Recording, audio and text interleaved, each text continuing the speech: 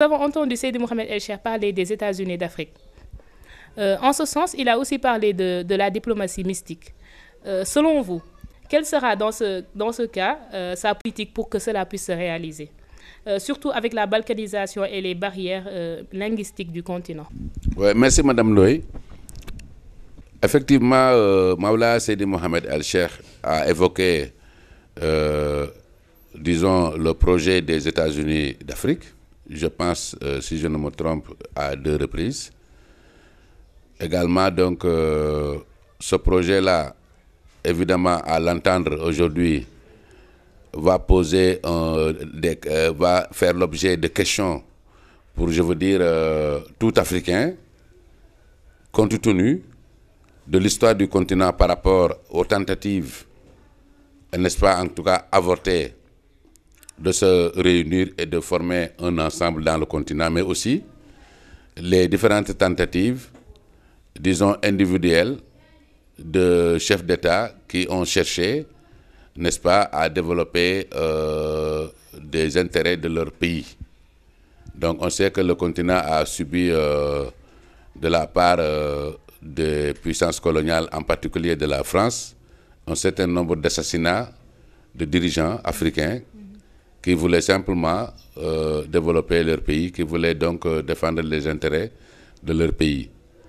Parce que le but aujourd'hui de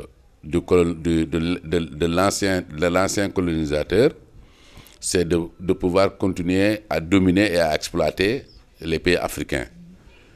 L'exemple le plus récent, c'est le cas du colonel Kadhafi qui a voulu organiser au niveau continental une monnaie unique qui aurait pour mission en tout cas apporter l'indépendance monétaire au niveau du continent et par-delà donc l'indépendance économique. Un complot et des complots, je dirais, ont abouti à son assassinat par la France et ses alliés. Avec leur OTAN, ils ont donc créé de toutes pièces un conflit en Libye. Ils ont accusé le colonel et ils l'ont assassiné. Et donc, avant le colonel, beaucoup d'assassinats ont eu lieu. Mais également, il y a la question de la balkanisation du continent. Le continent est très balkanisé. Aujourd'hui, le nombre de pays, de tout petits pays créés en Afrique en fonction des desiderata et des convenances des ex-colons, le continent est divisé en micro-États, je dirais.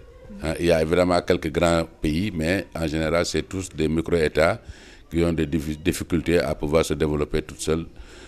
Donc, et cela fait partie des stratégies pour maintenir le continent dans la pauvreté.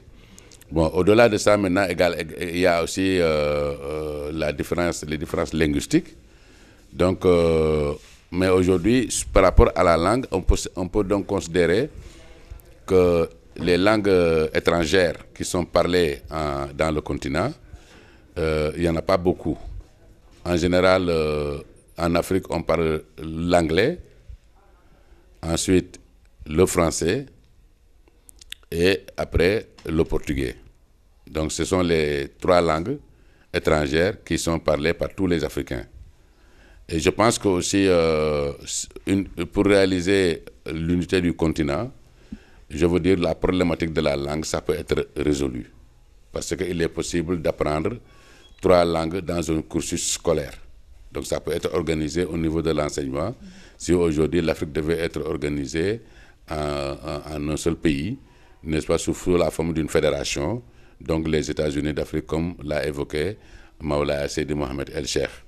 Par rapport à la balkanisation, ça ne pose pas vraiment de problème. Ça ne pose pas de problème. À partir du moment où l'Afrique décide de s'unir, les pays africains décident de s'unir, et que les obstacles à cette union sont levés, et c'est d'ailleurs le rôle de l'imam al-Mahdi Maoula El Seydi Mohamed El Cheikh, son rôle ce sera de lever ces obstacles. Les obstacles que l'Afrique a connus, que les dirigeants qui ont cherché à unir le continent ont connus et qui ont fait, n'est-ce pas, qu'ils ont été éliminés, ces obstacles-là, l'imam al-Mahdi va devoir les lever.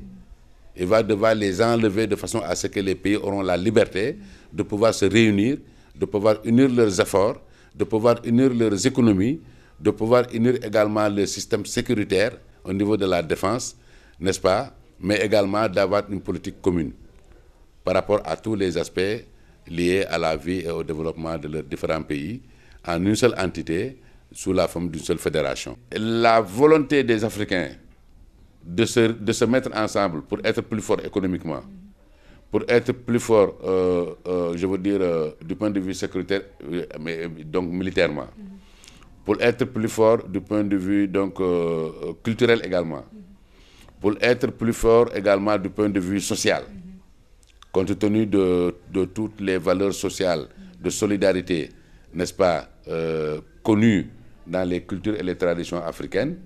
Donc je pense que si les Africains se mettent ensemble, alors ils ont beaucoup plus d'intérêt à surseoir à la question de la balkanisation, parce que la balkanisation, les frontières sont artificielles. Mais quand tu regardes par exemple les peuples africains, les peuples, aujourd'hui les Maliens, les Sénégalais et les Ivoiriens et les Guinéens, les Bissau-Guinéens, les Burkinabés, jusqu'au Niger, mais tous ces peuples-là, c'est les mêmes populations. Donc il y a une transversalité, n'est-ce pas, des communautés, n'est-ce pas, à travers les frontières du continent. Aujourd'hui, quand tu prends par exemple les peuples mandingues, hein, les peuples mandingues qui parlent les différentes langues mandingues, mais tu les trouves jusqu'en Côte d'Ivoire, jusqu'au Burkina Faso, hein, jusqu'au-delà même, jusqu'au Ghana.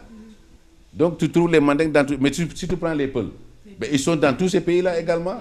Donc vous voyez, donc en général, les populations africaines, n'est-ce pas, se retrouvent dans tous ces petits pays-là morcelés, et donc qui sont morcelés et qui aujourd'hui existent sur la base de frontières qui sont tout à fait artificielles. Maintenant, la volonté de se mettre ensemble. Tous les Africains, moi je vous dis aujourd'hui, surtout au niveau de la jeunesse africaine d'aujourd'hui, on considère que 75% de la population africaine est très jeune. Et tous ces jeunes-là, ce qu'ils veulent, c'est se développer. Ce qu'ils veulent, c'est sortir de la pauvreté. Ce qu'ils veulent, c'est être libre et indépendant. Et donc ça veut dire que se mettre ensemble, avoir plus de force et ne plus recevoir les dictats et les exploitations de l'étranger. Et cela s'appelle les États-Unis d'Afrique. Maintenant, il reste un moyen d'arriver à la réalisation de ces États-Unis d'Afrique.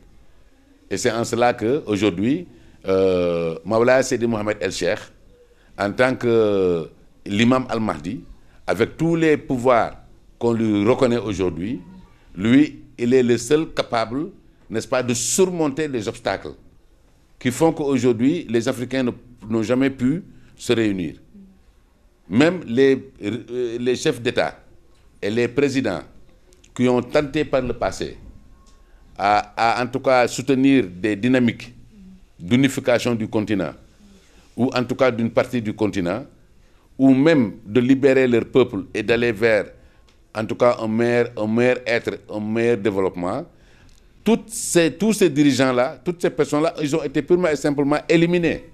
Et ils ont été éliminés par les puissances aujourd'hui qui les ont colonisés par le passé et qui continuent également à les dominer et à les exploiter. Parce qu'ils n'ont jamais voulu que l'Afrique se libère, ils n'ont jamais voulu et ils ne veulent pas encore aujourd'hui que l'Afrique se développe. Donc il faudrait qu'il y ait un libérateur.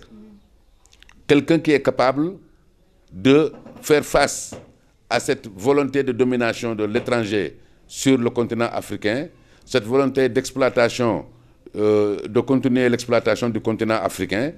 Il faudrait qu'il y ait aujourd'hui une figure africaine capable de stopper tout ça, de faire face à tout cela, de supprimer, n'est-ce pas, cette exploitation et cette domination de l'étranger sur le continent africain pour libérer complètement le continent africain et maintenant appeler les Africains à s'unir en une seule entité, à réunir l'ensemble de leurs forces, à la fois au niveau économique, à la fois au niveau politique, à la fois au niveau sécuritaire, à la fois au niveau culturel, pour constituer un ensemble incontournable sur cette terre.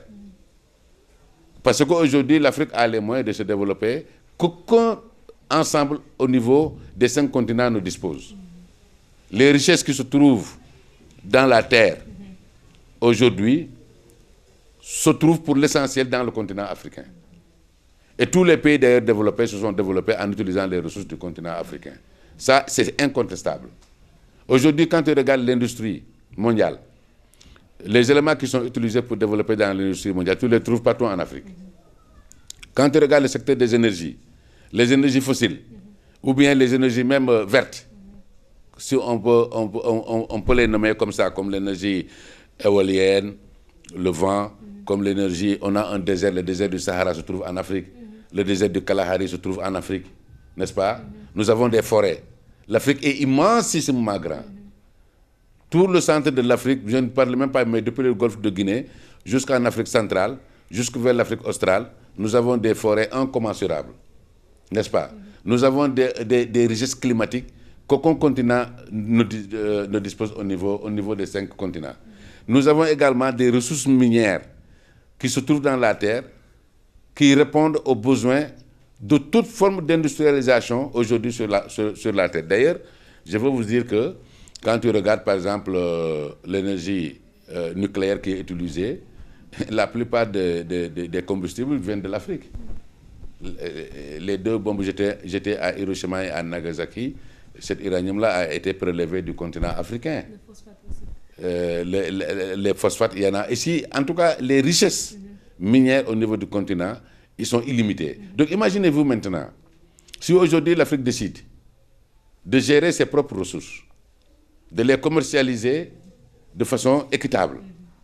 Nous sommes d'accord pour vendre nos matières premières, mais nous voulons les vendre à des prix justes. Nous ne voulons pas que des pays viennent l'exploiter et aller se développer en nous laissant avec des miettes.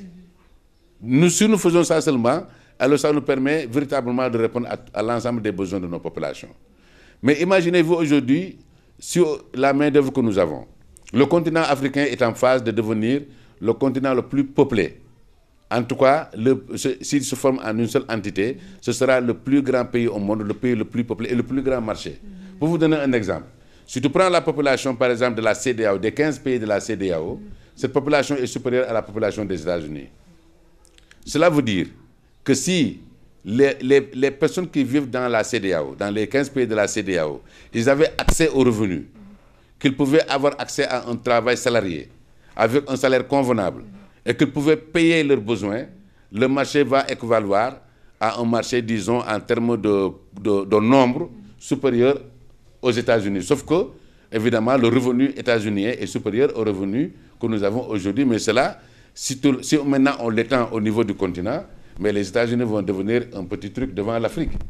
La Chine également va devenir quelque chose de tout petit devant l'Afrique. Parce que la population chinoise est en recul au moment où la population africaine est en train, n'est-ce pas, d'augmenter. Et la Chine et l'Afrique représentent une fois la Chine en termes de surface, en termes de ressources, en termes de tout ce que vous pouvez imaginer. Donc aujourd'hui, les Africains, avec l'imam Al-Mahdi, qui a la possibilité de les réunir, de les mettre ensemble et d'arrêter toutes les influences étrangères sur le continent, l'Afrique peut devenir dans un délai très court, n'est-ce pas, la première puissance économique au niveau du monde, et donc être capable de soutenir non seulement son propre développement, mais aider également le développement international. Parce que les Africains sont généreux aussi. Voilà.